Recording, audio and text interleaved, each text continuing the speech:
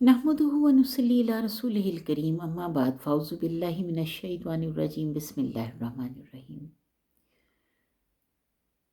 इंसान का अल्लाह ताला को पाने का एक ख्वाब होता है, एक ऐसी मोहब्बत जिसमें कायनात का रब जो है वो आपके साथ उसका एक कनेक्शन हो जाता है, एक मोहब्बत पैदा हो जाती है, एक तिस्कीन, एक रहमत, एक प्यार, एक ऐसा ताल्लुक जो कभी टूट नहीं सके।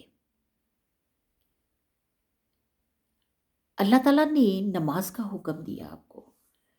अब नमाज अल्लाह ने फरमाया कि अगर तो अव्वल तो खड़े होकर पढ़ो, जमात के साथ पढ़ो। अगर तुम उस तरह नहीं पढ़ सकते तो बैठ के पढ़ो। अगर बैठ के नहीं पढ़ सकते तो लेट के पढ़ो, और अगर लेट के नहीं पढ़ सकते तो इशारे से पढ़ो। अब इतने सारे अहकामात, और कम तरीन यानी अफसल तरीन दर्जे से लेकर कम तरीन दर्जे तक अल्लाह ताला ने अहकामात दिए। लेकिन हम नहीं जानते कि अल्लाह ने ये अहकामात क्यों दिए, यानी क्यों अल्लाह ताला ने नमाज के लिए इतना ज़ोर दिया कि हम अपने रब के इस हुक्म की तामील कर सकें, चाहे जिस हाल में भी हो। हमारा हमारी नमाज जो है वो हमारा एक कनेक्शन है हमारे रब के साथ। अल्लाह ताला इस ताल्लुक़ को, इस डोरी को तोड़ना नहीं चाहता था।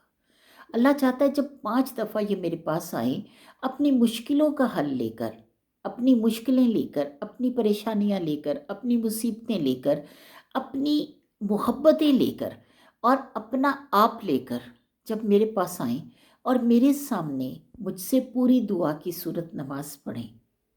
यानी दुआ में हम क्या करते हैं, नमाज में हम क्या करते हैं, दुआ ही पढ़ते हैं।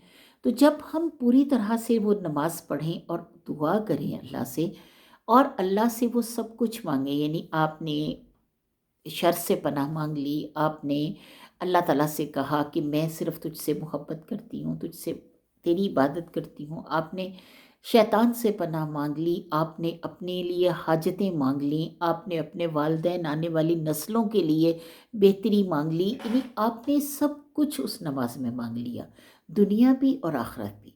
और जब आपने उस नमाज में सब कुछ मांग लिया और अल्लाह ताला की तारीफ़ को भी बयान कर दिया, तो क्या हुआ कि हमने रब को पाया, उस सूरत में रब को पाया। अब रब को पाने की पहली शर्त क्या है कि सबसे पहले हमें अपने आप को खोना पड़ता है। यानी रब को पाने के लिए अपने आप को खोलना पड़ता है।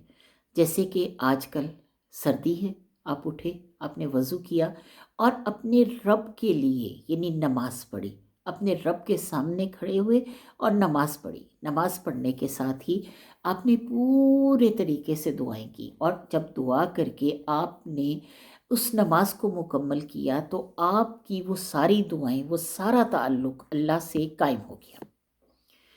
अब बात ये है कि अल्लाह ने फरमाया कि तुम अगर नमाज बैठकर खड़े होकर नहीं पढ़ सकते तो बैठ के पढ़ो, बैठ के नहीं पढ़ सकते लेट के पढ़ो, लेट के नहीं पढ़ सकते तो इशारों से पढ़ो। क्यों? क्योंकि एक ताल्लुक जो है वो दोनों का ना टूटे। बंदे और रब के दरमियान ये ताल्लुक नहीं टूटना चाहिए और ना ही वो टूटे।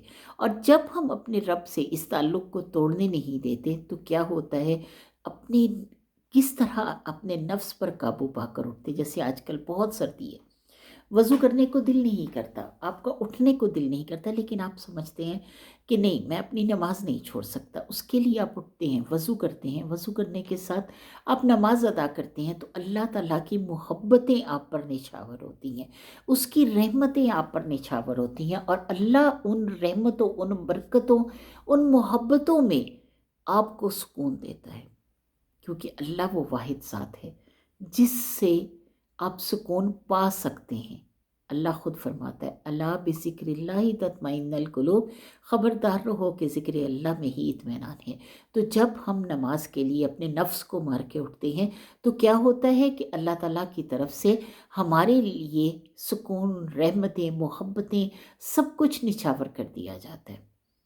لیکن کیا ہے کہ اپنی نیت کو ہم نے صاف رکھنا ہے، اپنے تعلق کو ہم نے نہیں توڑنے دینا، یعنی جو اللہ کے ساتھ ہمارا، اب اللہ وحدہ لا شریک کے ساتھ ہمارا تعلق ہے، اس کو ہم نے نہیں ٹوٹنے دینا، اور جب ہم اس کو نہیں ٹوٹنے دیتے تو اللہ تعالیٰ کی محبت کے اور زیادہ قریب ہو جاتے ہیں۔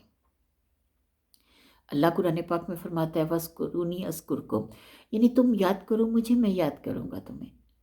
تو اللہ تعالیٰ تو خود وعدہ کر رہا ہے تمہیں یاد کرنے کا، تو جب تم اللہ کو یاد کرو گے، اللہ کے لیے اٹھو گے، اللہ کے لیے بڑھو گے، اللہ کے محبتوں کو پانے کی کوشش کرو گے، تو کیسے ہو سکتا ہے کہ اللہ تعالیٰ تمہاری محبتوں کو، تمہاری اس عمل کو قبول نہ کرے؟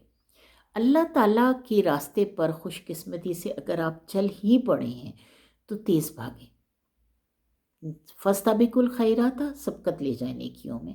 اور اگر آپ تیز نہیں بھاگ سکتے تو کسی وجہ سے، کسی بھی مشکل سے، تو آہستہ بھی بھاگ لیں، اور اگر آہستہ نہیں بھاگ سکتے تو چل ہی پڑیں، اور اگر چل بھی نہیں پڑتے تو گھسٹ گھسٹ کے ہی اللہ تعالیٰ کی طرف جائیں، لیکن جائیں ضرور، کسی نہ کسی حوالے سے، کسی نہ کسی طرح سے اپنے رب کے ساتھ اپنا تعلق جو ہے وہ جوڑ کے رکھیں، اس رب کے تعلق کو توڑیں مت، اس لیے کہ جب انسان اس رب سے دور ہو جاتا ہے تو پھر دوریاں جو ہیں، وہ فاصلے جو ہیں، وہ کبھی محبتیں نہیں پیدا کیا کرتی، غلط فہمیاں بھی پیدا کیا کرتی ہیں۔ تو ان محبتوں کو بچائیے جو اللہ اور آپ کے درمیان ہے، اس محبتوں کو قائم رکھیے جو اللہ اور آپ کے درمیان ہے، اس رشتے کو قائم رکھیں جو اللہ اور آپ کے درمیان ہے، اس درمیان کے اس فاصلے کو ختم کر کے اپنے رب کو پکارتے رہیں، اتنا پکاریں کہ آپ کا رب آپ کے ہر مشکل میں آپ کو لگے کہ آپ کے ساتھ کھڑا ہوا ہے، اور یقین کریں کہ جب انسان اس عروج پر پہنچ جاتا ہے تو اللہ تعالیٰ اس کی ہر فریاد کو اپنی محبت سے پورا کر دیتا ہے، یعنی ادھر انسان سوچتا ہے ادھر وہ مکمل ہو جاتا ہے، اور اللہ تعالیٰ ہی ہمیں اس چیز کی توفیق دے کہ ہم اس کے ساتھ اپنا تعلق بنا کر رکھیں۔ بے شک اللہ کے ذکر میں ہی اطمینان ہے۔ وآخر دعوانا الحمدللہ رب العالمین۔